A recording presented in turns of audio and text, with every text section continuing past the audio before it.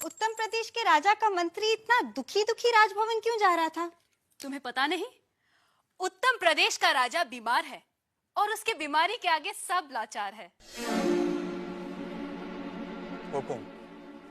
क्या किसी के पास मेरी बीमारी का इलाज नहीं है? यावत् जीवेत सुखम जीवेत ऋणम कर्तवा घृतम पीवेत। चारों ओर यही शोर है कि जब तक जियो सुख से जियो, उधार लो पर घी पियो। कर्ज लेकर जी रही आपकी प्रजा सुखी है तो आप क्यों दुखी है महाराज? क्योंकि मैं सुखी नहीं हूं।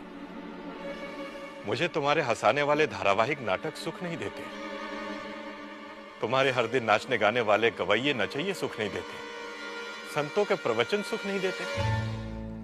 सरकार, हुकुम हो तो पूरे प्रदेश में खेल उत्सवों का आयोजन करूं, शायद उससे आपको सुख मिले। पल पल उत्तेजना बढ़ाने वाले तुम्हारे खेल महोत्सव भी अब मुझे सुख नहीं देते। तो फिर हम ऐसा क्या करें जिससे आपको सुख मिले? पूरे राज्य में घोषणा करवाओ कि जो हमें सुखी होने का रहस्य बताएगा वह ढेर सारा इनाम पाएगा। सुनो सुनो सुनो, उत्तम नगर के सभी निवासियों सुनो। उत्तम प्रदेश के महाराज दुखी हैं क्योंकि वो सुखी नहीं है। महाराज को सुख देने वाली वस्तुओं का अभाव नहीं है, पर महाराज को सुख की अनुभूति नहीं हो रही है। महाराज के पास कीर्ति है, यश है, धन है, स्त्रियां हैं, पुत्र पुत्रियां हैं, नौकर चाकर हैं, पर सुख का भाव अचानक नदारद है। जो कोई भी उन्हें सुखी होने का मार्ग बताएगा वो अपार धन और यश पाएगा। सुनो सुनो सुनो सुनो सुनो सुनो। महाराज सुखी नहीं है? पूरे राज्य में यही शोर है कि महाराज सुखी नहीं है। सूत्रधार, ये कैसे हो सकता है? जिसके पास सब है उसके पास सुख नहीं है। यही तो जीवन का रहस्य है। यदि सुख वस्तुओं से होता तो महाराज दुखी क्यों होते? यदि सुख खरीदा जा सकता तो वो दुकानों में भी बिकता। तो क्या फिर किसी ने महाराज को सुखी होने का मार्ग बताया? महाराज की घोषणा सुनकर एक गरीब ब्राह्मण महाराज के पास पहुंचा। एक उपाय है महाराज। क्या? महाराज, किसी ऐसे आदमी की कमीज पहने जो सुखी हो।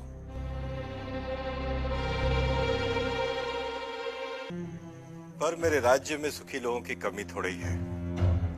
जाओ, हमारे राज्य के सबसे बड़े उद्योगपति की कमीज ले आओ। क्या आप सुखी हैं? यानी पूरे राज्य में आपके वाणिज्य का साम्राज्य है, बाजारों में आपकी तूती बोलती है।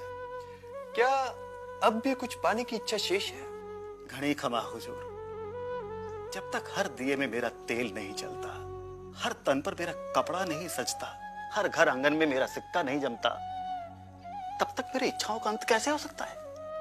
यदि ये इच्छाएं दुख हैं, तो मैं सुखी नहीं हूं। फिर भी आप चाहें तो मेरी कमीज ले जाएं, शायद महाराज को समाधान मिले। एक सौदागर की दूसरे सौदागर से स्पर्धा, एक कवि की दूसरे कवि से ईर्ष्या, एक अभिनेता की दूसरे अभिनेता की सफलता से ईर्ष्या, कहीं छात्र शिक्षक के वश में नहीं, कहीं पत्नी पति के वश में नहीं, कहीं पति पत्नी के वश में नहीं, कहीं पुत्र पिता के वश में नहीं, कहीं अभाव, स्पर्धा और ईर्ष्या, कहीं हताशा, निराशा और पीड़ा। राजा के मंत्रियों ने खूब खोजा, पर पूरे राज्य में उन्हें कोई सुखी आदमी दिखाई नहीं दिया।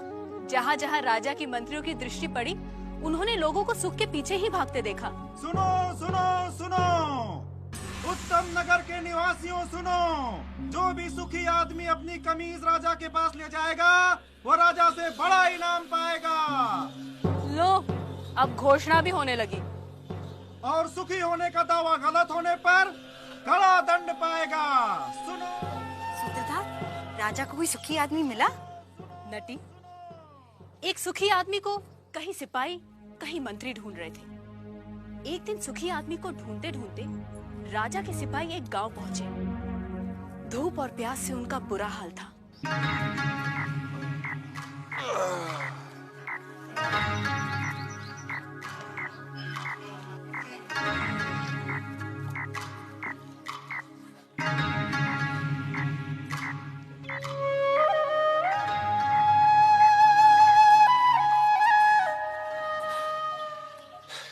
सुखी आदमी की तलाश में राजा ने हमें दुखी कर दिया है। समझ में नहीं आता, क्या पूरा संसार ही दुखी है?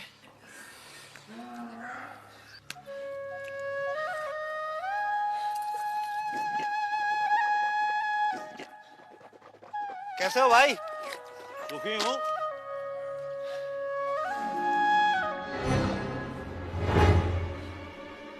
सुखी हूँ।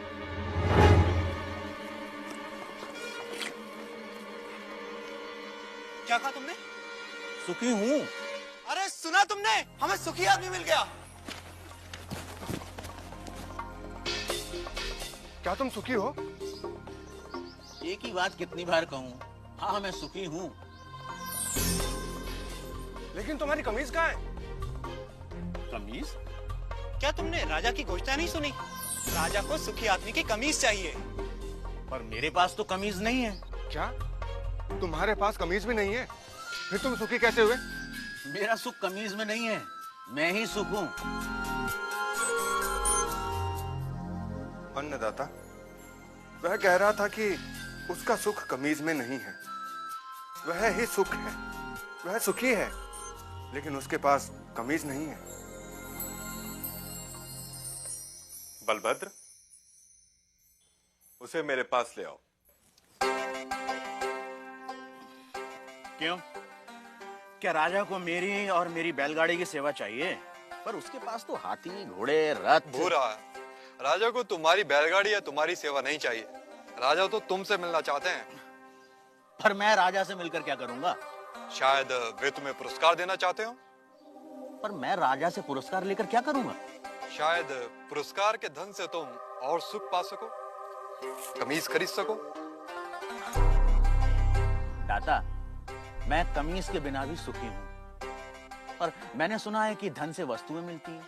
क्या धन से सुख मिलता है? और जो सुख से भरा हुआ है उसमें और सुख कहां से समाएगा? अगर राजा मुझसे मिलना चाहते हैं तो वो यहाँ आ सकते हैं, मैं उनसे मिल लूंगा। गाड़ीवान ने आने से मना कर दिया अन्नदाता। अन्नदाता को उससे मिलना हो तो हुकुम को ही जाना होगा। और गाड़ीवान से मिलने राजा अपने मंत्री हजूरियों दासों के साथ गाड़ीवान भूरा के गांव पहुंचा। भूरा, भूरा, भूरा, अभी कहीं नहीं जा पाऊंगा, मेरे बैल सुस्ता रहे हैं।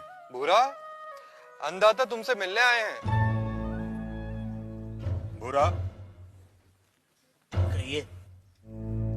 तुम जो मांगोगे मैं तुम्हें दूंगा। हाथी, घोड़े, दास, दासियां, जो चाहे मांग लो। पर मुझे सुखी होने का रहस्य बता दो। मुझे नींद आ रही है राजा, मुझे सोने दो। राजा हैरान था। दूसरी बार राजा फिर बड़े दल बल के साथ आया। बुरा, बुरा, हाथी, घोड़े, दास, दासियां जितनी चाहे मांग लो, पर मुझे सुखी होने का रहस्य तो बता दो। राजा, हाथी, घोड़े, दास, दासियों के बिना भी मैं सुखी हूँ। फिर कभी आना। तुम्हें क्या चाहिए बुरा? मांग कर तो देखो। मुझे सुखी होने का रहस्य तो बता दो।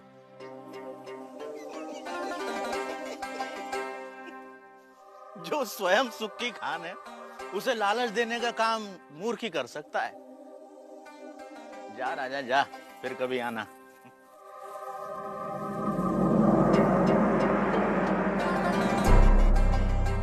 और राजा चला गया। उसे समझ नहीं आया कि गाड़ीवान भूरे को क्या चाहिए था। कि अचानक राजा एक दिन अकेले गाड़ीवान के सामने आ खड़ा हुआ।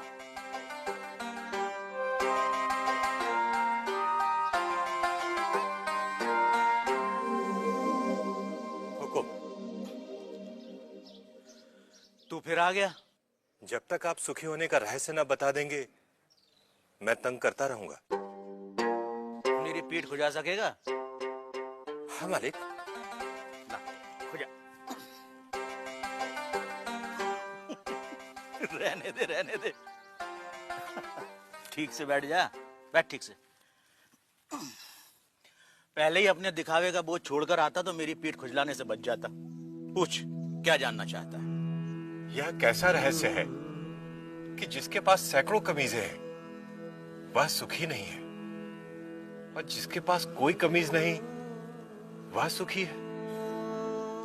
राजे, सुख का कारण कमीज नहीं, आत्मा है। जो यह जान लेता है कि सुख का कारण भीतर है, उसे सुखी होने के लिए बाहरी वस्तुओं की जरूरत नहीं पड़ती।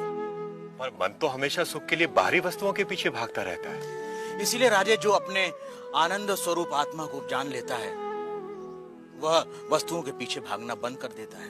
मैं समझा नहीं। राजे, आनंद आत्मा का स्वरूप है। आत्मा अनंत है, इसलिए आनंद भी अनंत है। आत्मा के स्वरूप के कारण व्यक्ति स्वयं से हर क्षण प्रेम करता है। क्या कभी सोचा है कि व्यक्ति बूढ़ा हो जाता है, बीमार हो जाता है, इंद्रियां साथ छोड़ रही होती हैं, मौत द्वार खटखटा रही होती है, फिर भी आदमी जीना चाहता है? क्यों? क्योंकि हर व्यक्ति स्वयं से हर क्षण हर समय प्रेम करता है। यदि दुख स्वयं का स्वरूप होता तो क्या मनुष्य कभी स्वयं से इतना प्रेम करता? कभी तुमने सोचा है कि कभी कभी आत्महत्या का विचार क्यों आता है? नहीं मालिक। क्या है आत्महत्या का विचार?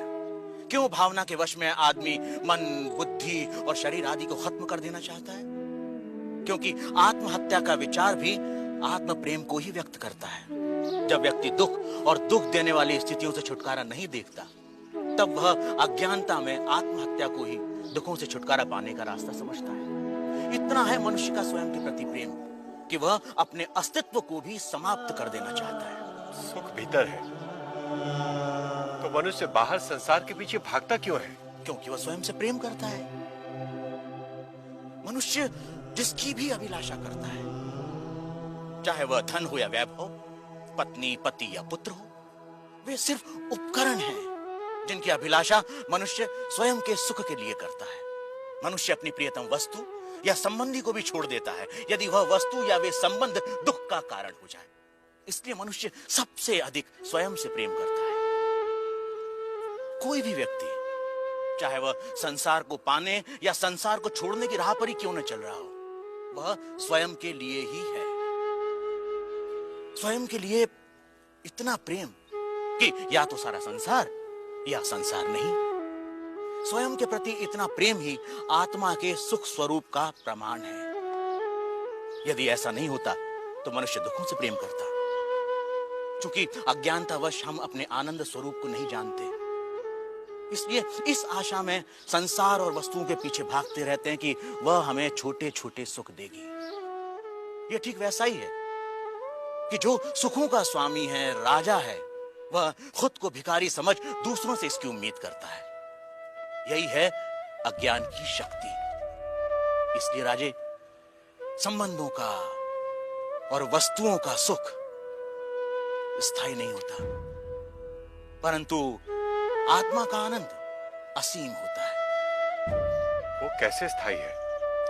राजीव, जब भी हम किसी प्रिय व्यक्ति या प्रिय वस्तु को देखते हैं तो उससे आनंद होता है।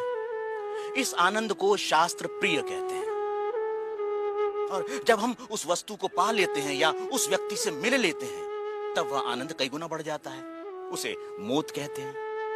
और जब हम उस वस्तु का उपभोग करते हैं, तब उससे प्राप्त होने वाले आनंद को प्रमोद कहते हैं। परंतु जैसे ही हम उस व्यक्ति या उस वस्तु से अलग हो जाते हैं, वह आनंद भी समाप्त हो जाता है। इसलिए राजे, वस्तुओं का आनंद, व्यक्तियों का आनंद स्थायी नहीं होता, परंतु आत्मा का आनंद स्थायी और अनंत होता है। बुरा व राजा में आनंद पर लंबी चर्चा हुई, जिसे वेदांत में आनंद मीमांसा कहते हैं। सात्विक आनंद, राजसिक आनंद, तामसिक आनंद से लेकर अलग अलग प्राणियों और अवस्थाओं में आनंद की अनुभूति और उसके कारणों की बुरा ने मीमांसा की। पर अंत में राजा ने वह प्रश्न किया जो इस समय हम सबके मन में है। आर्य, यदि मैं ही आत्मा हूं और आत्मा का आनंद स्थान, समय, जन्म, शरीर, मन, बुद्धि और बाहर की किसी भी वस्तु से स्वतंत्र होता है, तो मैं अनंत, असीमित और पूर्ण आनंद का अनुभव क्यों नहीं कर पाता? राजे, यदि तुम अपनी आंखें बंद करोगे तो अंधेरा ही दिखाई देगा। जब तक तुम शरीर, मन, बुद्धि, संसार, वस्तुएं, रस, भाव और विचारों की ओर ही देखोगे, तब तक तुम उस अनंत, असीमित और पूर्ण का अनुभव नहीं कर सकोगे। इसमें गलती आत्मा की नहीं, हमारे दृष्टिकोण की है। इसलिए राजे, यदि सुख चाहते हो तो बाहर नहीं, भीतर देखो।